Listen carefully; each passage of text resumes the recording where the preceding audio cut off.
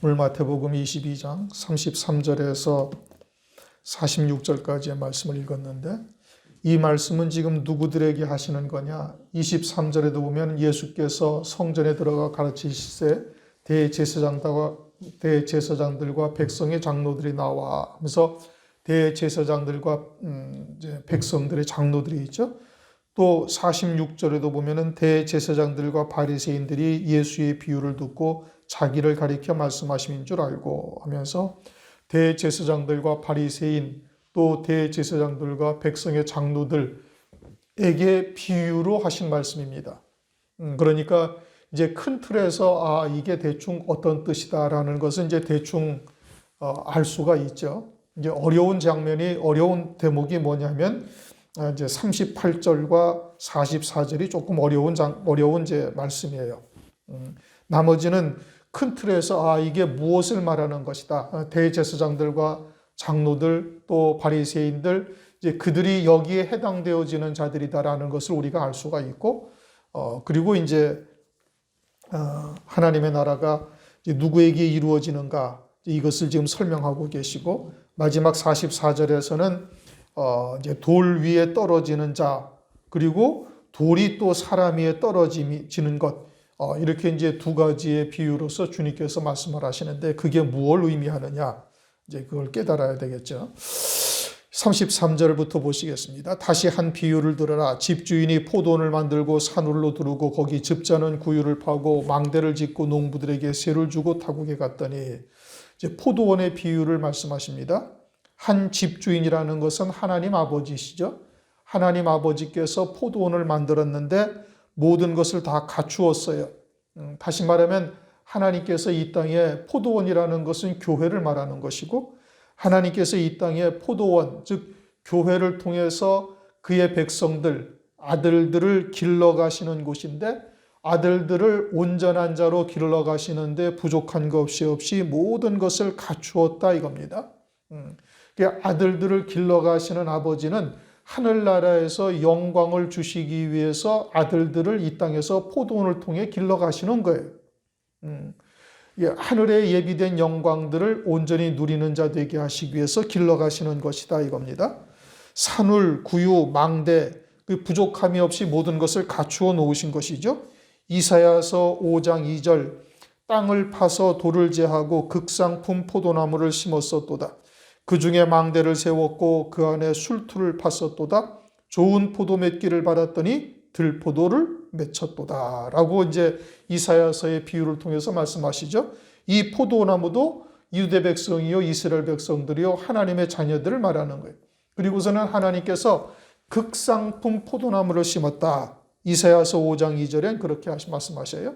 오늘날 우리들도 역시 마찬가지로 예수로 말미암아 우리의 구원을 다 이루어 놓으시고 믿는 자에게 성령을 부어주시고 성경의 말씀도 온전히 창세기로부터 요한계시록까지 다 구비되어져 있고 하나님의 깊은 것까지 통달하시는 성령으로 말미암아 아버지의 뜻을 이제 신앙이 자라감에 따라 알아갈 수 있도록 하시는 거예요. 그리고 그 순례의 길 끝자락에 한 성을 예비하셨다. 이제 성경의 큰 틀을 알면은 이제 금방 윤곽이 잡히죠. 한 성이라는 것은 곧 새 예루살렘 성이요 어린 양의 안에 그리스도의 신부요 하나님의 아들의 영광에 이르는 것, 그리스도와 함께한 후사가 되는 것, 이게 아주 극상품 포도나무를 심은 겁니다. 하나님께서 자기 백성들을 이 땅에 보내셔서 하나님 아버지의 모든 유업을 이을 수 있는 그와 같은 극상품 포도나무를 심고 산울로 두르고 망대를 세우고 즙 짜는 틀을 만들고 모든 것을 다 갖추어 놓으신 거예요. 그리고는 농부들은 하나님의 자녀들이죠. 이 땅에 보냄받은 그의 백성들이요. 그런데 여기서 이제 세로 주고 타국에 갔다 그렇게 말씀하셔요. 세를 당연히 내야 되는 것이죠. 세를 당연히 내야 되는데 이 세라는 것이 세라고 기록을 해 놓으셨으니까 마치 세금을 걷는 것과 같은 의미로 이제 많은 그리스도인들이 생각을 하고 있어요. 그래서 11조와 헌금 또는 헌신 이와 같은 것을 세금 바치듯이 의무적으로 바치는 것으로 생각을 한다 이겁니다. 의무적으로 바치는 것처럼 생각해요. 바리새인들, 유대인들이 얼마나 많이 또한 철저하게 11조와 헌물을 하나님께 드립니까? 또 얼마나 많이 말씀을 지키면서 철저히 신앙생활을 합니까? 그런데 그것을 바리새인들이나 유대인들은 마치 하나님 앞에 세금 바치듯이 의무적으로 드리는 것으로 생각을 하는 거예요. 그러나 사도행전 17장 25절을 보면 하나님은 사람의 손으로 섬김을 받지 아니하신다 이겁니다. 사람의 것을 받으시지 않는 거예요. 하나님은 거룩한 것을 받으시지 사람의 것을 받지 않은 거예요. 그렇게 사람이 아무리 거룩하다고 생각을 해도 하나님은 사람의 것을 받지 않으신다는 말씀이에요. 그러면 이것이 무엇을 의미하는가? 우리는 그리스도의 이름으로 세례를 받은 자요 그리스도의 것이 되었죠. 그러니까 자기가 먼저 하나님 앞에 그리스도의 것이 되어지고 그리스도의 내 모든 것이 다 그리스도의 것이라는 고백으로 하나님께서 내게 주신 모든 것 가운데 10분의 1을 거룩히 구별하여 드리는 거예요. 그것은 하나님의 것 가운데 하나님께 돌려드리는 거죠. 그건 거룩한 것이다 이겁니다. 그런데 내가 소득을 내가 열심히 일해서 버는 것 가운데 10분의 1을 구별하여 드리는 것은 그것은 자기의 것, 사람의 것 가운데 드리는 거예요. 그것은 하나님께서 받지 아니하신다 이겁니다. 그러니까 내가 하나님의 것이 되어지고 창세기 4장을 보면 아벨과 가인의 제사가 나오죠. 그것을 이미 이제 한번 창세기를 하면서 설명을 드렸어요.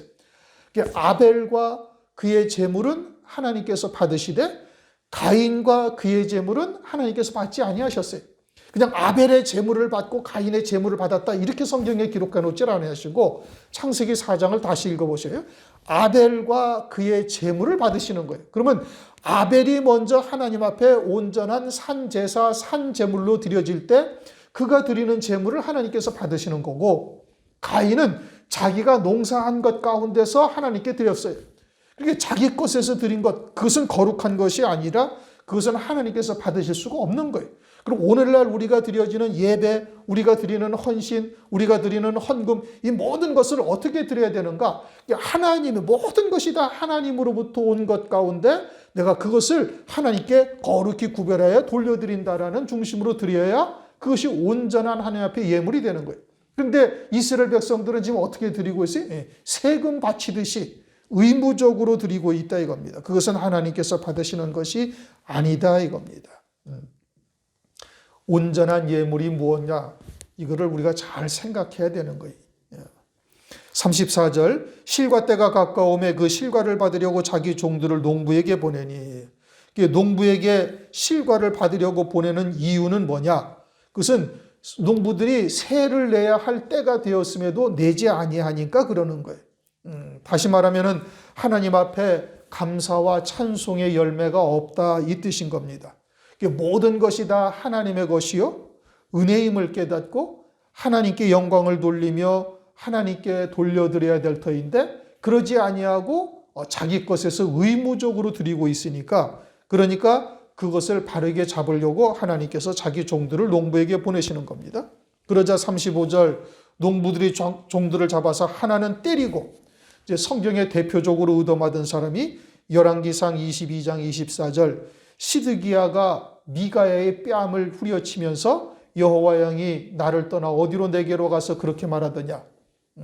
그러면서 참 선지자인 미가야의 뺨을 후려치죠. 또 하나는 죽이고 느헤미야 9장 26절 주께로 돌아오기를 권면하는 선지자들을 죽여 크게 설만하게 행하였나이다. 유다 시절에 이처럼 바른 참된 선지자들을 거짓 종들이 죽였음을 말하고 있죠. 느헤미야 9장 26절. 또 하나는 돌로 쳤건을 역대하 24장 21절 여호와의 전 뜰 안에서 돌로 쳐 죽였더라. 마지막으로 스가랴를 갖다가 이처럼 성전 뜰에서 돌로 쳐 죽였어요. 이들이 패역한 이스라엘 백성들을 하나님께로 돌아오라고 견문한 거예요.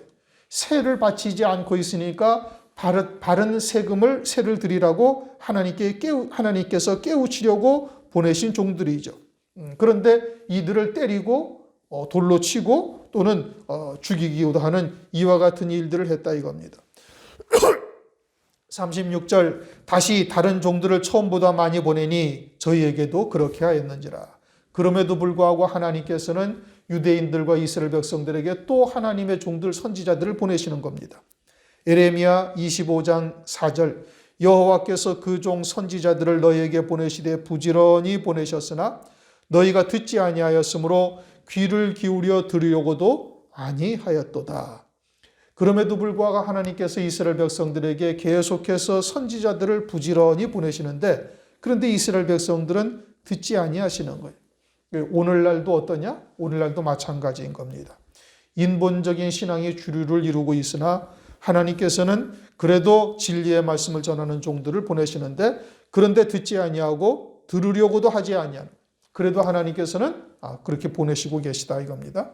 37절 후에 자기 아들을 보내며 가로되 저희가 내 아들은 공경하리라. 종들은 많이 보냈는데 때리고 죽이고 돌로 침으로 이제 마지막에 아들을 보냅니다. 히브리서 1장 2절 이 모든 날 마지막에 아들로 우리에게 말씀하셨으니 이 아들을 만유의 후사로 세우시고 또 저로 말미암아 모든 세계를 지으셨느니라. 성자 하나님을 마지막으로 육신을 입혀 이 땅에 보내시면서 아들은 공경하리라 라고 하나님께서 생각을 하고 보내셨는데 그런데 어떻게 말하는가? 38절 농부들이 그 아들을 보고 서로 말하되 이는 상속자니 자 죽이고 그의 유업을 차지하자. 이 말씀이 이제 조금 어려운 말씀이죠. 상속자이니까 그 아들을 죽이고 그의 유업을 차지하자. 주님의 유업을 차지하자 그러는 겁니다. 유대인들에게 세례 요한이 등장을 하죠. 온 유대 땅이 다 선지자인 줄 알아요.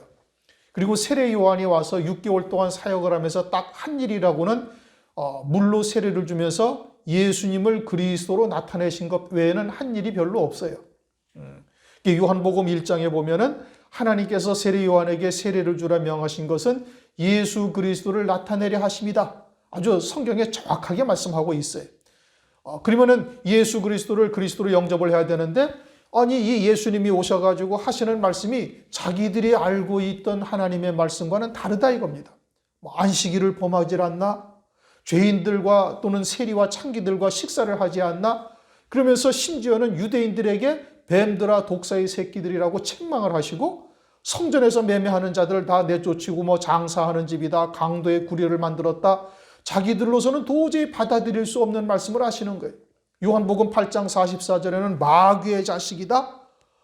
그러면서 자기들로서는 받아들일 수 없는 해괴한 말씀을 증거하면서 그러면서 이적은 또 나타나니 그리고서 하나님의 백성들은 또 쫓고 있고 그러니까 이러지도 못하고 저러지도 못하고 그러한 상황이 된 거예요. 그래서 만약에 그리스도를 영접한다면은 자기들의 가진 모든 권세와 명예 또는 세상에서 치부했던 모든 것들을 다 내어놓아야만 할 판이 된 거예요. 왜냐? 예수님은 아주 유대인들의 대제사장, 서기관, 바리새인들, 장로들을 철저히 책망하셨죠. 심지어는 회칠한 무덤이다 라고까지 주님께서 말씀을 하신 거예요. 그러니까 주님을 그리스도 하나님의 아들 성자 하나님 메시아라고 영접하게 되어지면은 그분의 말씀을 들어야 될 것이고 그분의 말씀을 들으면은 자기들의 가진 권세가 어떻게 다 사라져버리고 아주 유대인들 가운데서 죄인으로 전락하고 돌에 맞아 죽을 것 같은 상황이 처해지는 거예요. 그런데 유대인들의 사회는 하나님의 나라입니다. 오늘날로 말하면 교회죠. 그러면 하나님의 나라의 권세는 누구의 권세예요? 하나님의 권세예요. 하나님의 권세를 율법에 의해서 대제사장, 서기관들 또는 백성의 장로들에게 하나님의 권세가 위임된 거예요. 그러나 그 권세의 주인은 누구예요? 하나님이셔요. 그리고는 성자 하나님이 오신 거예요.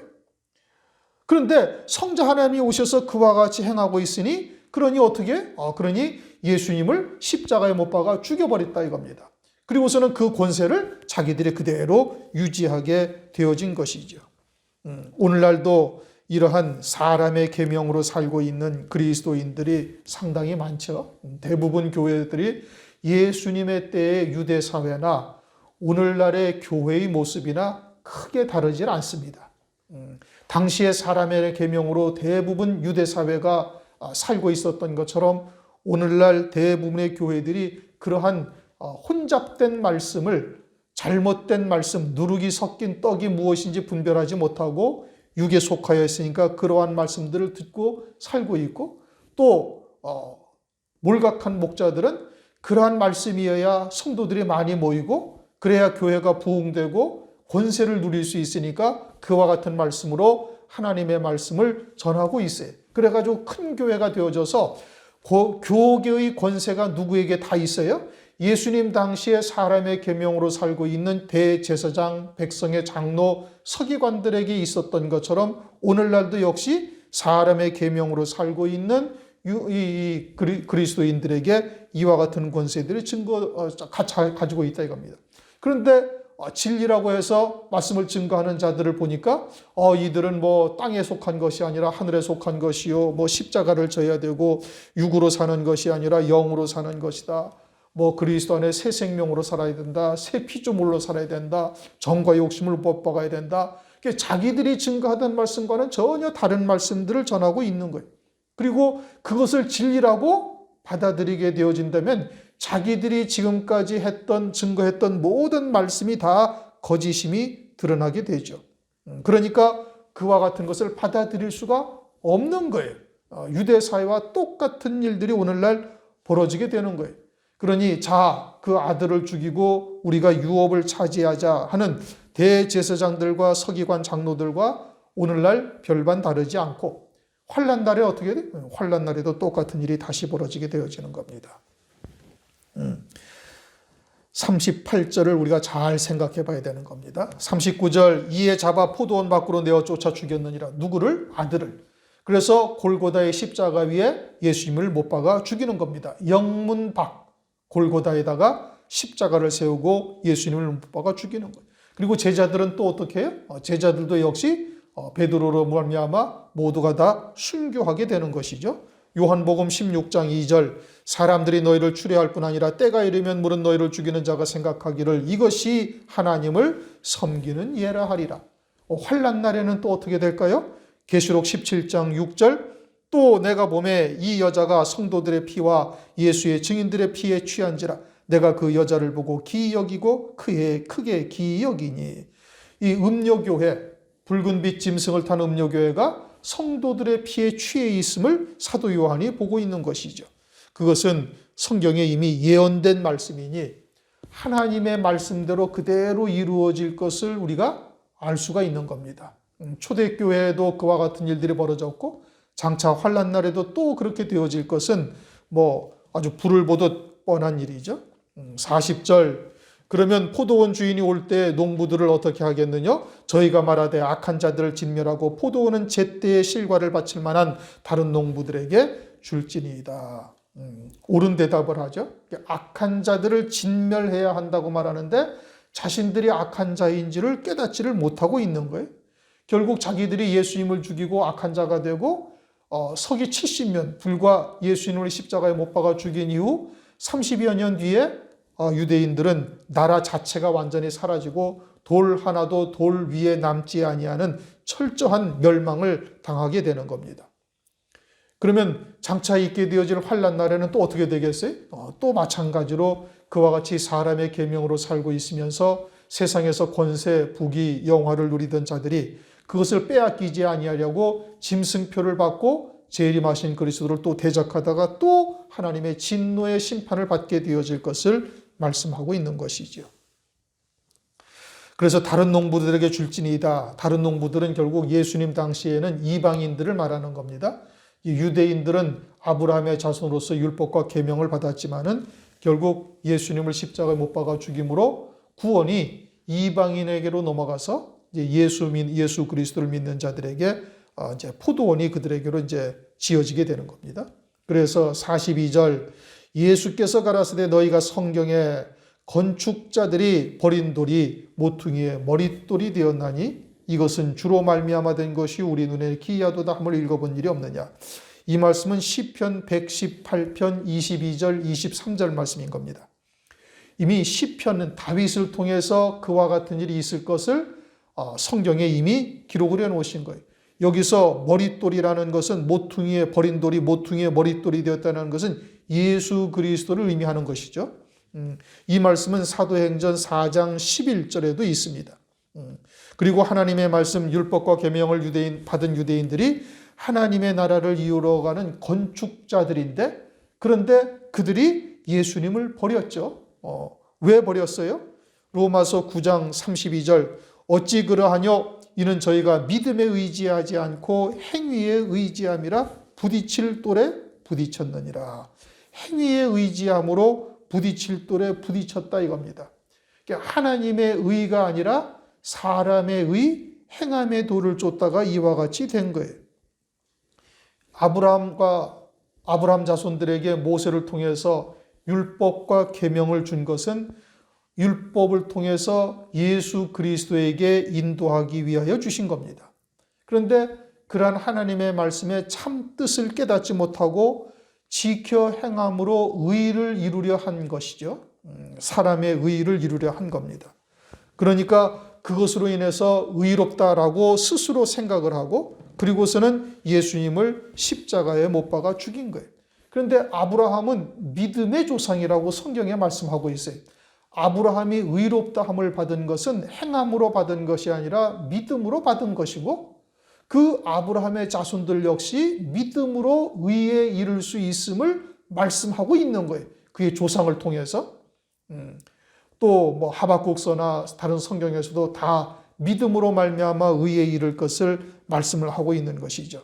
그런데 스스로 의롭다 여기고 그처럼 모퉁이 돌을 버려서 구원의 머릿돌을 버린 것이 되는 것이죠. 에베소서 2장 20절부터 22절을 보면 이렇게 말씀하십니다. 너희는 사도들과 선지자들의 터 위에 세우심을 입은 자라. 그리스도 예수께서 친히 모퉁이 돌이 되셨느니라.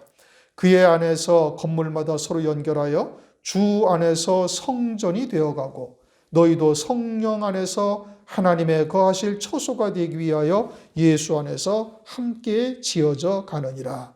그래서 유대인들이 버린 모퉁이 돌이 이제는 머릿돌이 되어져서 이방인들의 구원의 머릿돌이 되어져서 기준점이 되어졌다. 이제 그것을 말씀하고 있죠. 그래서 이것이 주로 말미암아 된 것이요, 하나님의 뜻이다 이겁니다. 우리 눈에 기이하도다. 즉 예수를 믿지 아니하는 그들에게는 이상하게 보이는 거예요. 자기들은 의에 이르렀다라고 생각을 하는데 또 다른 의이신 그리스도를 통해서 이루실 하나님의 구원의 세계가 자기들은 전혀 이해가 되질 않는다 이겁니다.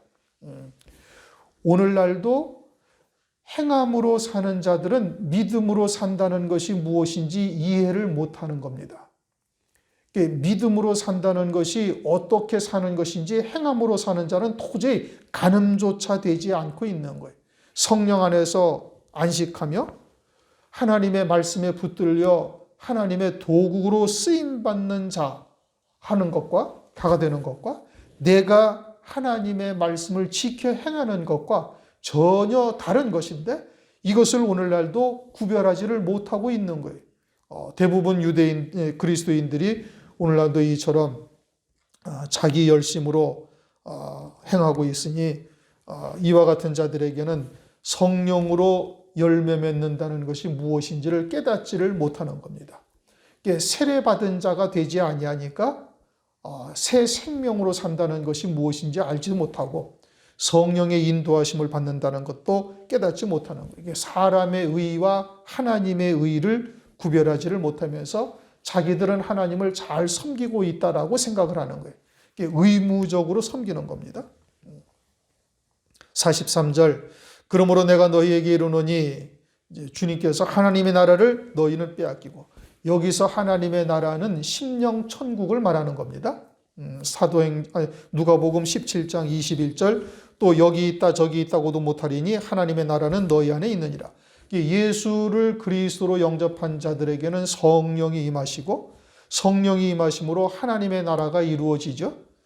그리고 그 안에서 열매 맺는 대로 하늘나라의 상급과 영광이 주어지는 겁니다. 골로새서 1장 6절 말씀처럼 참으로 은혜를 깨달은 날로부터 열매를 맺어 자라는도다. 그래서 산자는 반드시 영생의 열매가 맺혀지고 자라나가게 되어져 있어요. 죽은 자가 자라나갈 수가 있어요 없어요? 못하는 겁니다. 이게 육으로 사는 자는 절대 영적인 성숙함이 이르지를 못하는 거예요. 이게 산자가 되어지고 거듭난 자가 되어져야만 영적인 성숙함에 이를 수가 있는 겁니다. 산자여야만 자라나가는 거거든요. 죽은 자, 육으로 사는 자는 절대 그 신앙이 성숙한 신앙에까지 절대 이르지를 못하는 겁니다. 그런데 그들은 이와 같은 것이 무엇을 의미하는지를 깨닫지를 못하는 것이죠. 그래서 그의 나라는 열매 맺는 백성이 받으리라. 즉 성령으로 감사와 찬송의 열매를 맺는 백성이 받게 되는 것입니다. 오늘날 우리들이 믿음으로 산다는 것이 무엇인지를 이제 심각하게 고민하며 기도하며 그동안 들은 말씀을 통해서 스스로의 신앙을 돌아보아야 되는 거예요. 내가 말씀을 붙잡고 쫓아가려고 하고 있는 것인가? 아니면은 하나님의 말씀에 내 생각과 내 의지를 내려놓고 하나님의 말씀에 우리의 생각을 일치시키고 심지어는 우리의 감정까지도 복종시키며 나가는 자가 되어져 있는가? 우리 자신을 봐야 되는 겁니다. 내가 하나님의 말씀을 붙들고 내게 유익한 것만 쫓고 있는 것은 아닌지 스스로를 잘 살펴봐야 되는 것이죠. 하나님의 의와 사람의 의, 믿음과 행함, 이것을 철저하게 분별할 수 있어야 우리의 삶이 결코 헛되지 아니하고 영생의 열매를 맺을 수가 있는 겁니다. 44절 한번 읽어보십시다.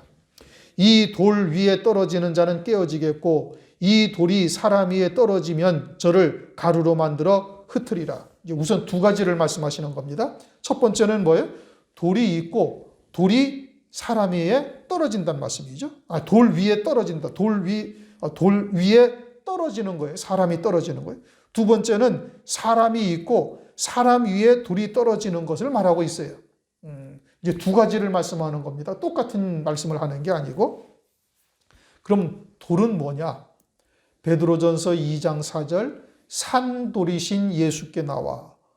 이렇게 산돌은 누구를 말하는 거예요? 예수 그리스도를 말하는 거예요. 또 다니엘서 2장을 보면은 34절 보면은 뜨인 돌을 말해요. 그럼 뜨인 돌은 누구를 말하는 거예요? 다니엘서 2장에 뜨인 돌. 이제 금신상이 있는데 금신상이 이 뜨인 돌에 의해서 산산조각이 나는 걸 말씀하고 있죠. 뜨인 돌도 예수 그리스도를 말씀하고 있는 겁니다. 그러면은 우선 첫 번째 돌이 있고 돌 위에 떨어지는 사람이 있다. 이 돌 위에 떨어지는 자는 깨어지겠고, 첫 번째 돌은 초림하신 그리스도인 겁니다. 초림하신 그리스도는 율법으로 이룰 수 없는 하나님의 의를 우리에게 주시는 분이죠. 이미 다 창세전부터 그리스도 안에서 우리를 구원하시고 불러서 믿게 하시고 믿는 자에게 성령을 부어주셔서 온전한 구원에 이르게 하시는 예수님이에요. 그런데 그 돌 위에 떨어지는 자라는 것은 도전하는 거예요. 하나님의 의에 도전하는 것. 무엇으로? 사람의 의로 도전하는 거예요. 주님이 이루신 구원이 아니라 내가 주 안에서 구원을 이루어갈 수 있다라고 하나님의 의에 도전하는 자죠. 행함의 도를 쫓고 있는 자를 말하는 겁니다. 창세전에 그리스도 안에서 우리를 구속하실 뜻을 정하시고 아담이 범죄하자 산자되게 하셨잖아요. 이제 영의 구원을 이룬 것이요 목욕한 자이다 이겁니다. 요한복음 13장 10절처럼. 또 고넬료를 하나님께서 이미 깨끗게 하셨다. 부정한 짐승을 그렇게 말씀하시죠. 그 영은 하나님의 은혜로 말미암아 구원받은 자인 거예요. 그러니까 에베소서 2장 5절 6절 말씀처럼 하늘에 앉은 자가 됐단 말씀이죠. 그러니 이미 천국의 시민권을 가진 자요 하늘에 앉힌 자가 된 거예요. 그런데 오늘날 대부분 그리스도인들이 어떻게 천국 가기 위해서 신앙생활을 한단 말이죠. 안 말씀이죠. 이것은 돌 위에 떨어지는 자가 되는 겁니다. 예수께서 이미 이루신 구원을 자기가 이루겠다고 하는 것과 다를 바가 하나도 없는 것이죠. 그와 같이 행함의 돌을 쫓는 자들이 오늘날 이와 같이 돌 위에 떨어지는 자가 되는 거예요. 하나님의 의를 모르고 자기의 의를 세우려고 힘써 하나님의 의를 복종치 아니하였느니라. 로마서 10장 3절 말씀이 그겁니다. 그들은 이 돌에 걸려 넘어지는 자가 되죠.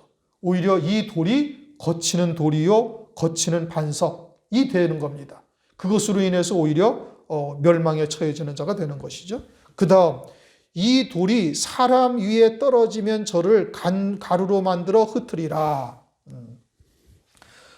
이 돌은 다니엘서 2장에 말씀하시는 34절에 말씀하시는 뜨인 돌이에요. 이제 재림하시는 그리스도인 겁니다. 재림하시는 그리스도인데 이것은 그들을 갖다가 가루로 만들어 흩으리라 말씀하시니 진노의 심판으로 오시는 예수님을 말하는 거예요. 재림하시는 주님이 사람들 위에 떨어지면 그러하다 이겁니다. 다니엘서 2장을 한번 보십시다.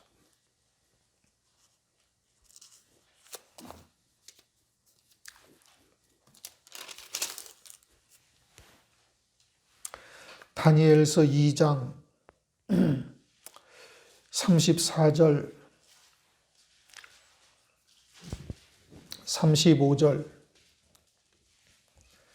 다니엘서 2장 34절 35절 또 왕이 보신즉 사람의 손으로 하지 아니하고 뜨인 돌이 신상의 철과 진흙의 발을 쳐서 부러뜨리며 때 철과 진흙과 놋과 은과 금이 다 부서져 여름 타작마당에 겨같이 되어 바람에 불려간 곳이 없었고 우상을 친 돌은 태산을 이루어 온 세계에 가득하였나이다.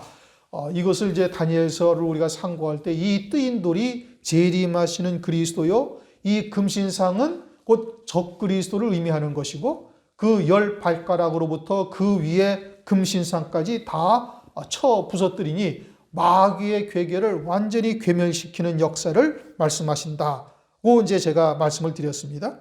돌이 사람 위에 떨어져 저를 가루로 만들어 흩으신다라는 것이 재림하시는 심판의 주로 오시는 것을 말씀하고 있고, 다시 말하면은 이와 같은 신앙이 계속 이어져서 주의 재림의 때까지 이르게 되어지면 그들이 이와 같이 돌이 떨어져 가루로 만들어 흩게 되어지는 이와 같은 자리에 서게 되어짐을 말씀을 하고 있는 겁니다. 그러니 그와 같은 사람의 계명으로 살고 있던 유대인들이 주님을 대적하다가 또 멸망에 이르고, 그와 같은 신앙이 계속 이어져서 주의 재림의 때가 되어지면은 또 이와 같은 뜨인 돌에 의해서 가루로 흩어지는 역사가 또 있게 되어질 것을 말씀을 하고 있는 것이죠. 45절 대제사장들과 바리새인들이 예수의 비유를 듣고 자기들을 가리켜 말씀하신 줄 알고, 이제 여기까지 가니까 그 비유가 자기들에 대한 이야기라는 것을 압니다. 그러면은 어떻게 해야 돼요? 그러면 깨닫고 돌이켜 회개해야 될 텐데, 그런데 예수님을 그리스도로 영접치 아니하죠. 그러다가 결국에는 멸망하게 되는 겁니다. 그러면은 이와 같은 비유를 주님께서 말씀하시면서 유대인들에게 말씀하시고 성경에 기록해 놓으신 것은 오늘날 우리들에게도 하시는 말씀이에요.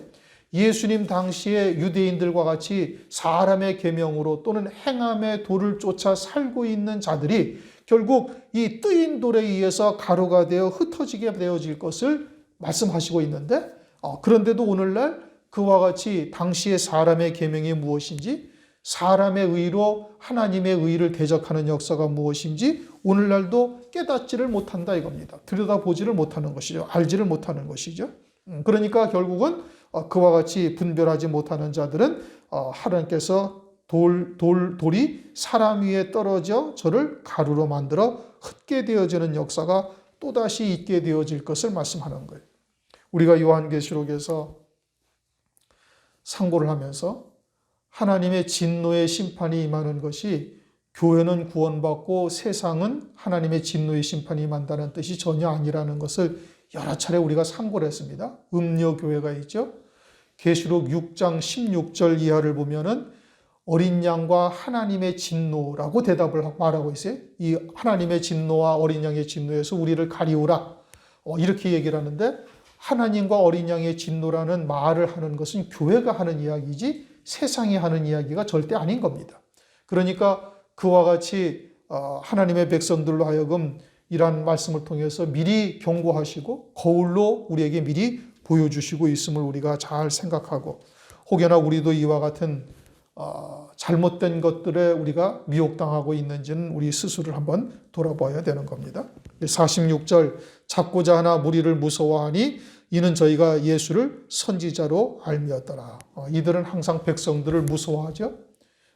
하나님의 종, 대제사장, 서기관 또는 백성의 장로라면 하나님의 종들인데 그들은 백성을 무서워해야 할 것이 아니라 하나님을 두려워해야 되는 것이죠. 내가 사람을 두려워하려, 사람을 기쁘게 하려, 하나님을 기쁘시게 하려. 누구를 기쁘게 해야 돼? 하나님을 기쁘시게 해야 되는 거예요. 모든 사람이 다 한다 할지라도 떠난다 할지라도 하나님의 말씀을 바르게 전할 수 있어야 되는 겁니다. 그래야 하나님께서 그를 보장하시고 이끄시는 것이죠. 그런데 이들은 백성들을 무리를 무서워하는 거예요. 백성들을 무서워한다. 그래서 마태복음 2장 4절에 백성의 서기관들이다 라고 말씀하고 있죠. 백성들의 시선이 늘 어디에 있는지 거기에만 관심이 있어요. 하나님의 뜻이 무엇인지에는 별로 생각지를 않고 있는 것이죠. 이와 같은 자들이 끝까지 이어지다가 결국은 이들이 앞서 사로잡히는 자가 되어질 것을 성경은 말씀하고 있는 겁니다. 오늘은 33절부터 46절까지 포도원의 비유에 대해서 우리가 상고를 했습니다. 당시의 유대인들에게 말씀하신 것이고 오늘날 교회들에게 말씀하시는 거예요. 오늘날 교회들 가운데서도 혹여나 우리들도 이처럼 혼잡된 말씀에 속하여 세상에 속한 것 또는 사람의 의 같은 것으로 미혹되어 있지는 아니한지 혹은 믿음과 행함의 도를 정확하게 우리가 구별하며 믿음으로 살고 있는지 하나님께서 이 포도원을 만들어주신 이유는 세를 받기 위함이 아니라 하늘나라의 영원한 영광을 우리에게 주시기 위한 것이 감사와 찬송으로 영광을 돌리며 우리가 열매를 맺어 하나님께 돌려드리고 있는지 우리 스스로를 잘 돌아보시고 그와 같은 믿음의 열매를 맺기를 주님의 이름으로 축원합니다.